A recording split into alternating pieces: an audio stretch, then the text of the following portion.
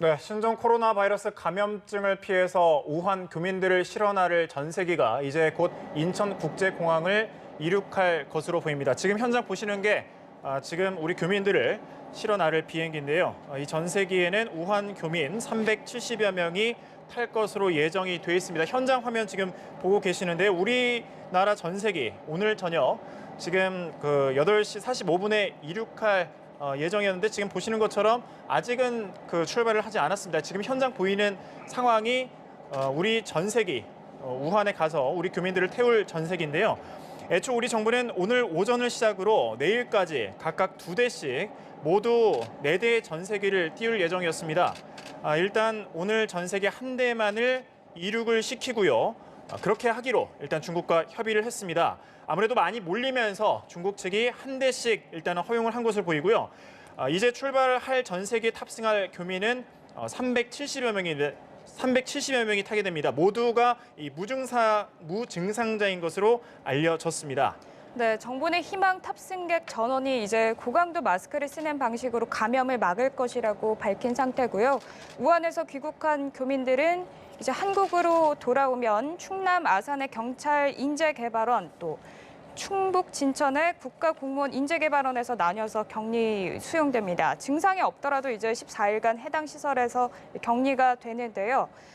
정부는 시설 의료원을 상시 배치해서 교민들의 건강 상태를 수시로 챙길 계획입니다. 네, 저희가 지금 이제 화면을 보여드리고 있는데 이와 관련해서 지금 전문가를 스튜디오에 모셨습니다. 백순영 가톨릭 의대 교수가 오셨습니다. 어서 오십시오. 예, 안녕하십니까. 예, 지금 저희가 이제 화면으로 봤던 것처럼 이제 전세기가 잠시 뒤면 출발을 해서 우한으로 날아가서 우리 교민들을 태우고 오게 되는데 일단은 당초에 4대를 띄울 예정이었죠. 근데 일단 한 대가 허용이 되면서 한 대만 이렇게 출발을 하게 되는데 좌석을 꽉 채워서 앉히게 되는 거잖아요. 404석이 원래 정원인 걸로 알려져 있는데 370여 명 무증상자를 이제 태우고 올 것으로 이제 전해지고 있는데 이 꽉 채워서 앉을 경우에 교차 감염의 우려는 없을까요?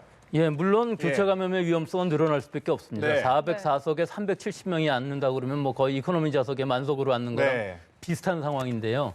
하지만 이 비행기의 특성상 공조가 잘 되고 있고 공기 순환이 200도씨 이상의 온도를 준 공기가 살균돼서 순환되고 있기 때문에 네. 실제 아직까지 공기 감염으로 이 코로나 바이러스가 감염되었다는 증거는 역학조사로서 전무하기 때문에 실제로 무증상자들이 탔을 때 교차 감염이 일어날 확률은 거의 없다고 봐도 좋을 것 같습니다. 네, 그러면 비행기에 탈 때는 일단 공기를 데워서 이렇게 순환을 시키기 때문에 괜찮다는 말씀이시잖아요. 예, 그러면 이 공조 공조가 수직으로 이루어지고 있기 때문에 사실 수평으로 호흡 같은 거 사람과 사람 간의 감염은 수평적으로 이루어지지 않겠습니까? 네. 하지만 이것이 에어 커튼식으로 해서 거의 감염을 막아주는 역할을 할 수 있기 때문에 비행기 안에서의 기내에서의 감염은 없다고 볼 수 있습니다. 그러면 우한 공항에서 지금 또 대기 중이잖아요. 예. 거기서 있었을 경우에 아직은 증상이 그렇죠. 나타나지 않은 무증상자가 있을 수도 있잖아요. 무증상자들만 네. 지금 타고 오고 있습니다. 아직 증상이 발현되지 발현되지 않았으면 않았습니다. 예. 완전 안전하다고도 볼 수 있는 건가요? 그럼? 그거는 잠복기라든가 예. 혹은 감염이 되었지만 무증상 시기고 회복될 때까지도 무증상일 환자가 있지만 네. 지금 우리의 방역 시스템, 뭐 우리나라뿐만 아니라 전 세계의 어떤 나라도 네. 무증상 감염자를 감별할 수 있는 방법은 없고 또 현재 이 진단 시스템이라는 것 자체도 네. 한계가 있기 때문에 모든 사람을 다 진단을 해서 무증상인데 감염이 됐다 하고 진단할 수는 없는 상황입니다. 네, 이제 중국 우한에서 돌아올 교민들이 이제 돌아오면 충남 아산 또 충북 진천에 있는 공무원 교육시설에 수용될 예정인데 현지에서는 지역 주민들의 반발도 있는 걸로 알고 있거든요. 2차 감염에 대한 우려이진 않을까 뭐 이런 생각이 드는데. 우려하는 거는 잘 알겠습니다만 네. 이 상황이 지금 초유의 상황입니다. 네. 중국으로부터 네. 김포공항을 거쳐서 육로로 이송을 한다는 것이 어떤 부분에서든지 미스가 생길 수도 있고 매뉴얼이라는 것이 존재할 수가 없습니다. 우리 메르스 때도 격리는 했었지만 네. 이와 같은 상황을 겪은 적이 없었기 때문에 앞으로도 계속 매뉴얼을 만들어 나가야 될 것이고 우리 방역 당국이 어떻게 하든지 이것을 확실하게 잘 정리를 해서 교차 감염이 생기지 않는다, 2차 감염이 생기지 않는다는 신뢰를 줄 수 있어야 되는데 현재 주민들과 정부의 당국 간의 그 신뢰관계가 아직 이루어져 있지 않기 때문에 그런 문제가 생기는 것 같은데요. 실제 그 의학적으로 본다면은 네. 공기를 통해서 뭐 100m 이상 전달된다는 것이 감염성이 있는 바이러스가 움직인다는 것은 불가능하기 때문에 네. 의학적으로는 의미는 없다고 봅니다만은 그것을 주민들이 믿어주냐 하는 문제가 생기기 때문에 네. 그런 부분에 있어서 철저한 납득, 설득 과정이 필요하다고 봅니다. 아무래도 좀 많이 불안하실 것 같아요. 그런데 제가 궁금한 게 예. 앞서 이제 귀국을 하려고 이제 준비하는 사람들의 영상을 보든지 뭐 중국에서 그 한국으로 입국하려는 사람들을 보다 보면 그 마스크를 쓴 사람들은 물론이지만 물안경까지, 그러니까 어디 그 인체 그 눈이라든지 점막이라든지 그런 부분까지 가리고 들어오는 분들이 좀 있더라고요. 그 정도까지 좀 가리고 대응을 해야 되는 건가요? 뭐 그렇게 과도하게 하면 예. 한이 없겠죠. 우리가 그 무균실 같은 데 들어갈 때는 완전히 우주복 같은 복장을 하고 들어가야 네. 되는데 그렇다고 해도 지금 물안경을 아무리 쓴다 하더라도 피부는 노출되지 않겠습니까? 결국은 물안경이라는 의미도 우리가 지금 이 신종 코로나 바이러스라는 것은 점막을 통해서 혹은 호흡기계 혹은 구강 정도에 접촉이 되면은 바이러스는 감염될 수 있지만 우리가 눈으로 감염되는 것을 생각해 본다면은 뭐 직접 오염된 손으로 만진다든가 눈을 아니면은 만진다든지. 환자 예. 바이러스를 가지고 있는 상대편 환자가 기침을 해서 그 지근거리에서 눈 안에 들어갔다든가 이런 상황이 아니라면은 그냥 쳐다만 보고 있고 같은 공간에 있다 그러면은 눈으로 감염될 가능성은 전무합니다. 네, 앞서 이제 공기를 통해서 뭐 100m라고 하셨나요? 그 정도 거리가 예, 될 그거는 경우에는 우리가 의학적으로는 공기 감염과 비말 감염의 차이는 대략 네. 한 2m 정도로 2m. 보고 있습니다. 예, 기침을 했을 때 물론 더 멀리 갈 수도 있습니다. 하지만 공기 감염이라는 의미는 2m 이상을 날아가서 계속 공기 중에 유지할 수 있느냐. 그래서 에어로졸이라고 표현을 하는데요. 네. 감염력을 유지하면서 바이러스가 생존성이 있으면서 전파가 될 수 있는 그런 전염력이 있는 상태가 유지될 수 있느냐 없느냐에 따라 나눠지는데 지금까지 메르스 코로나 바이러스, 사스 코로나 바이러스, 또 다른 코로나 바이러스들도 그렇게 공기 중에 계속 있으면서 네. 사람을 감염시킨 경우는 없었기 때문에 우리가 의학적으로는 이것은 비말 감염이나 혹은 밀접한 접촉에 의한 감염이라고 규정할 수 있지 이것을 공기 감염이라고는 규정할 수가 없기 때문에 그런 문제는 배제해도 좋을 것 같습니다. 그러면요, 이 메르스 코로나 바이러스라든지 뭐 사스 코로나 바이러스라든지 이런 코로나 바이러스가 공기 중에 이렇게 나왔을 경우에 어느 정도까지 생존이 가능한 사실은 건가요? 이 라이노 바이러스, 아데노 바이러스를 포함해서 우리 간단하게 감기 걸리고 낫는 경우 많지 않습니까? 네. 근육통도 전혀 없이 가벼운 감기로 끝나는 것들은 대부분 뭐 코감기라고도 그렇고 가벼운 감기라고 그러는데 우리 주변에 너무나 많은 바이러스들이 있습니다. 네. 그런데 그 바이러스들이 계속 우리 몸에 들어왔다 나왔다 하면서 우리는 면역력이 생기는데 이 지금 신종 코로나 바이러스는 전파력이 굉장히 강하고 그 질병으로서의 독성은 그다지 강한 것 같지는 않습니다. 네. 치사율이라고 할까 하는 것이 한 2%대에 불과하기 때문에 그것도 앞으로 뭐 역학조사가 돼서 최종적으로 종료가 된 다음에 결과가 나오겠습니다만은 이 바이러스가 공기 중에 나갔을 때 숙주세포 안에서 존재하는 게 아니기 때문에 증식을 절대로 할 수가 없습니다. 그리고 사멸하게 되기 때문에 최대한 2일 정도를 잡는다 할지라도 그것이 공기 중에 있는 것이 아니고 환경에 떨어져 있기 때문에 그 환경에 있는 바이러스를 우리가 손으로 접촉하거나 하지 않는 한 호흡에 의해서 감염이 될 확률은 제로이고 만약에 손이나 이런 것이 접촉이 돼서 오염이 됐다 하면 네. 자기 손을 잘 씻는 것이 제일 중요하다고 보겠습니다. 그러면요, 그 사람들이 이렇게 돌아다니는 많은 공간에서 이제 위험하다라고 하는 게 뭐 비말이라든지 여러 경우가 있겠지만 옷에도 이 바이러스가 묻을 수 있잖아요. 그럼 집에 뭐 들어가거나 이렇게 할 때는 옷을 뭐 따로 소독을 하거나 그럴 필요까지는 없는 건가요? 글쎄, 그건 좀 과도한 것 같습니다. 예. 실제로는. 그렇게까지 하느냐 더 좋겠지만 과도한 걱정이라고 생각이 되고요. 일단 몸에 묻은 바이러스 입자가 네. 우리 호흡기로 들어오려면은 또다시 한번 비산이 되어야 되는데 먼지를 통해서 비산이 된다든가 하는 뭐 여러 가지 방법이 있겠습니다만은 그런 부분은 의학적으로는 좀 설명하기가 힘든 부분이기 때문에 거기까지 걱정한다는 것은 굉장히 좀 과도하다고 생각을 합니다. 네.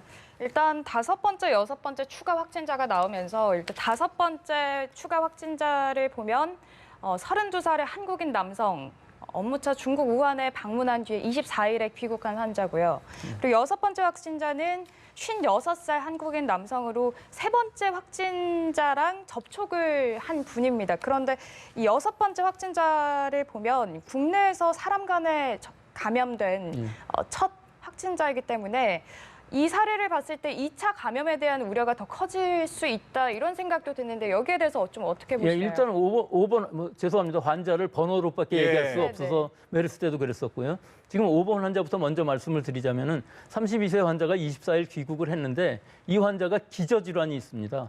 즉 천식을 갖고 있는 환자이기 때문에 자기가 그걸 증상이라고 생각을 하지 않았었죠. 그래서 무증상자로 분류가 돼서 능동감시자가 됐었는데 지금 오늘 확진이 돼서 이 환자는 이 신종 코로나 바이러스에 감염된 것이 맞다 하고 확진이 되었고요. 더 중요한 것은 이 6번째 환자, 6번 환자인 경우에 있어서는 3번 환자와 접촉이 있어서 2차 감염이 된 것이 맞습니다. 네. 그러면은 우리가 지금 중요하게 여길 것이 뭐냐면은 이 3번 환자가 과연 몇 명이나 그 능동감시자들한테 감염을 시켰을까 하는 문제인데 이 환자가 격리된 것이 25일입니다. 네. 25일 날 격리가 되었기 때문에 25일 이후에는 접촉자가 없고 결국은 20일 날 귀국해서 25일 사이에 감염이 성립될 수가 있는 것인데 지금 어떻게 보면은 그때 만약에 25일 날 감염되었다 하더라도 벌써 5일, 6일 정도 된 것이기 때문에 일반적으로 14일까지는 보고 있지만 5일, 6일이 지나면은 발생하기가 잠복기가 지나는 경우가 많기 때문에 실제로 더 이 3번 환자랑 접촉한 사람이 또 환자가 능동감시자 중에서 발생할 확률은 굉장히 낮다고 볼 수 있습니다. 그렇군요. 네, 일단 저희 화면을 보시면 우한으로 저희 전세기가 우한으로 출발을 하는 모습 현재 보고 계신데요. 밤하늘이 어둡다 보니 잘 보이지는 않지만 일단 원래 중국으로 가기로 했던 전세기가 지금 막 인천공항을 떠났습니다. 네, 오늘 저녁 8시 45분에 이륙할 예정인데 지금 시간이 56분쯤에 비행기가 이륙을 했습니다. 화면에 멀리 불빛이 반짝이는 것을 볼 수가 있었는데요. 이렇게 지금 우한으로 저희 전세기가 이동을 했습니다. 잠시 다시 한번 설명을 해드리자면 370여 명이 탈 것으로 예정이 돼 있는데 실제로 어느 정도 인원이 탈지는 돌아와 봐야 알 수 있을 것 같고요. 저희가 지금 그 3번째 확진자에 대해서 얘기를 했는데 슈퍼 전파자가 될 가능성은 그럼 그렇게 크다고 볼 필요가 없네요. 필요가 없다고 보는 것이 슈퍼 전파자라는 말이 나온 것이 메르스 14번 환자인데요. 이 당시에 굉장히 거구이면서 중증의 폐렴이 되어 있는 상태에서 삼성제일병원 원내를 활보를 했습니다. 그래서 슈퍼 전파자라는 말이 생기게 되었었는데요. 지금 이 3번 환자인 경우에 있어서는 물론 증상은 나왔지만 그렇게 심각한 증상은 아니었고 결국은 감염력이 있는 바이러스를 전파하긴 했었지만 제가 아까 말씀드린 것처럼 벌써 접촉이 됐다 할지라도 5, 6일 지난 상태이기 때문에 슈퍼 전파자로서 많은 사람들을 감염시키기는 굉장히 어려운 것 같이 보이기는 하는데 또 한 가지 더 문제가 그럼 지금 이 6번째 환자는 접촉한 사람이 없겠느냐 하는 게 또 문제가 되지 않겠습니까? 그렇죠. 네, 그래서 4차 감염이 발생하지 않을까. 3차, 4차 감염이 발생한다 그러면 이거는 그다음에는 지역사회 감염이라고 얘기를 할 수가 있는 것이거든요. 거기까지 가면은 걷잡을 수가 없습니다. 그래서 지금 우리가 집중해야 될 것은 무증상 감염 혹은 잠복기에 전파할 수 있느냐 없느냐를 계속 얘기하고 있는데 이건 무의미하다고 봅니다. 왜 그러냐면은 우리뿐만 아니라 세계 모든 나라들이 이 방역 시스템 자체가 증상이 나타났을 때 진단을 해야만 되는 상황을 갖고 있기 때문에 그 왜 그러냐면은 지금 이 바이러스는 우리 인류가 안 지가 한 달밖에 안 됐습니다. 그 진단 방법도 물론 진단은 충분히 가능합니다. 코로나 바이러스 키트라고 그래서 유전자를 증폭해서 할 수는 있는데 굉장히 복잡합니다. 증폭을 한 다음에 그걸 또 유전자를 시퀀싱이라는 걸 해야만 돼서 굉장히 어려운 방법이었었는데 지금 오늘 질병관리본부 발표에 의하면은 새로운 방법, 즉 이 신종 코로나 바이러스를 직접 타겟팅해서 증폭할 수 있는 방법을 개발했다고 하니까 그거를 이제 시도환경보건연구원에 그 방법을 다 전수를 시켜주면은 현재로서는 더 많은 진단을 할 수가 있겠죠. 하지만 궁극적으로는 대학병원급에서 마음대로 진단을 할 수 있게끔 가야 되는데 그 캐파시티가 그 능력이 아직은 한계가 있기 때문에 무한정 모든 사람들을 다 진단하면 물론 좋겠지만 그건 네. 우리의 지금 방역 능력이 되지를 않기 때문에 그런 부분들은 집중과 선택을 해서 지금 방역 시스템을 계속 유지해 나가고 무증상 감염 혹은 잠복기 감염이라는 이 개념은 지역사회에 감염이 퍼졌을 때 그때 생각해야 될 문제지 네. 지금 상황에서는 그 부분을 생각하면 모든 것이 뒤죽박죽이 될 것으로 보입니다. 그렇군요. 지금 그러니까 우려가 되는 게 3, 4차 지역사회까지 감염이 될 경우는 정말 이제 심각한 그렇죠. 문제라고 하신 건데 지금 2차 감염 사례는 애초 뭐 일본, 독일, 대만, 베트남 등에서도 확인이 됐고 중국에서는 3, 4차 감염까지 지금 나와 있잖아요. 그러면 지금 현재 우리 정부가, 우리 방역 당국이 가장 시급하게 취해야 될 조치는 뭐가 있을까요? 그러니까 중국에서 오늘 발표한 걸로 예. 3차, 4차 감염이 뭐 가족 간에서부터 시작해서 고모 뭐 이런 친척 관계로 해서 증상이 없던 사람이 감염을 시켰다 하는 이런 개념인데요. 네. 이 부분에서 좀 맹점이 있는 부분이 증상이 있느냐 없느냐 하는 것은 누가 판단하는 것이냐 하는 문제죠. 본인이 판단했을 때 열이 나도 거의 모르는 경우가 많고요. 네. 또 이 누통이 있다든가 할 때에도 어느 정도 아픈지 자기가 모르는 경우도 상당히 많이 있습니다. 그러니까 결국은 전파가 됐다, 전염이 됐다 하는 의미는 어느 정도 증상이 나온 후에 감염이 된 것으로 보여지고요. 우리나라에서 지금 3차, 4차를 걱정하는 것보다는 네. 이 능동 감시자들을 충분히 잘 감시를 해서 이 능동 감시자들이 1차 의료기관에 방문했을 때 확실하게 보건소 혹은 1339 혹은 방역당국 어디엔가 연락이 가서 우리 방역망 내에서 환자가 발생하는 것은 그다지 어려운 일은 아니고 또 불안하지도 않지만 네. 만약에 메르스 때처럼 모르는 환자가 중증이 돼서 우리 사회를 걸어다닌다 그러면 그거 이상 공포스러운 일이 없을 것 같습니다. 일단 중국에서는 사망자나 확진자가 계속해서 늘어나고 있기 때문에 열흘 사이에 또 신종 코로나 바이러스가 중국에서는 최정점에 이를 것이다 이런 이야기가 나오면서 우리나라는 그렇다면 그 속도나 이런 걸 봤을 때 어떠한가 이런 의문도 생기거든요. 궁금증이. 여기에 대해서는 좀 어떻게 보십니까? 지금 중국에서는 아주 많은 발생이 있고 사망자도 130명 정도에 네. 이르고 있는데 사실은 중국 이외의 국가에서 사망자가 발생한 적은 없습니다. 그리고 환자 발생도 지금 아주 늦은 속도로 발생하고 있기 때문에 100명 이하이고요. 네. 따라서 아직은 우리나라나 또는 중국 이외의 국가들에서 거기까지 걱정할 것은 아니라고 생각이 되고 앞으로 어떻게 될지는 모르겠습니다. 이것이. 왜 그러냐면은 중국에서의 폭발적인 이 확산 속도가 멈추질 않고 있기 때문에 피크가 우상향되고 있기 때문에 이 부분은 지금 예상은 할 수가 없지만 어느 순간인가 만약에 꺾일 수 있다면 혹은 이렇게 직선으로 갈 수 있다면 늘지 않고 정점에서 그대로 유지가 된다 그러면은 그것은 중국 방역 당국이 어느 정도 역할을 했고 또 현재로 보면은 사회주의 국가이기 때문에 우한시 자체를 봉쇄를 시켜놨습니다. 그리고 우한 시민들도 거의 집 밖에 나오지 않는 공포스러운 분위기가 되어 있기 때문에 아마 어느 시점쯤 되면은 환자 수 또는 사망자 수가 더 이상 늘지 않는 시기가 오리라고 봅니다. 그것이 정점이라는 의미는 앞으로 일주일이나 한 열흘 사이에 최정점까지 치솟았다가 어느 시기인가 떨어져야지. 만약에 계속 간다 그러면은 전 세계적인 팬데믹, 전 세계적인 유행이 될 수가 있는 거기 때문에 네. 그럴 경우에는 토착병이라고 할 수가 있습니다. 우리 지금 독감 같은 것들이 매년 네. 그렇게 일어나고 있거든요.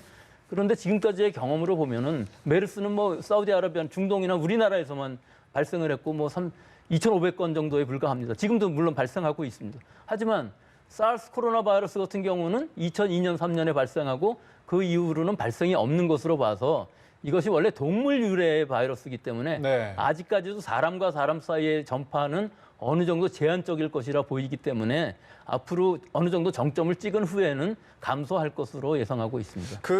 궁금한 게 이제 뭐 해외 여행하려는 사람들도 조금 어느 정도 좀 자제를 하고 있는 분위기고 지금 말씀하신 그 정점이라는 우리나라 사람들이 이제 생각을 했을 때 어느 정도 기간이 지나면 좀 안정이 접어들 수 있겠다 이렇게 생각하는 시기는 어느 정도로 좀 예측해 볼 수 있을까요? 그러니까 지금 제가 말씀드린 예. 것처럼 정점에 올라갔을 때 우리나라도 정점은 아닙니다. 왜 그러냐면 지금 우리나라에 입국하는 중국인들이 처음에는 일상적으로는 3만 명 정도가 됐었는데 네. 상당히 많이 줄어들었을 것으로 보이고 또 중국에서 방학을 보내고 있던 유학생들도 다 귀국을 할 것이기 때문에 하지만 우리 지금 중국 사람들을 들어오지 못하게 한다 하는 것은 문제가 있지만 예를 들어서 어학당이 문을 닫는다 했을 경우에는 그 유학생들이 들어올 필요가 없지 않겠습니까? 네. 결국은 교류가 줄어들고 결국은 경제가 굉장히 나빠지고 하면서 정점을 치달으면서 우리 이 신종 코로나 사태도 어느 정도 한계에 부닥칠 것 같은데 그럴 때가 언제인지는 예상할 수 없지만 중국의 환자 수가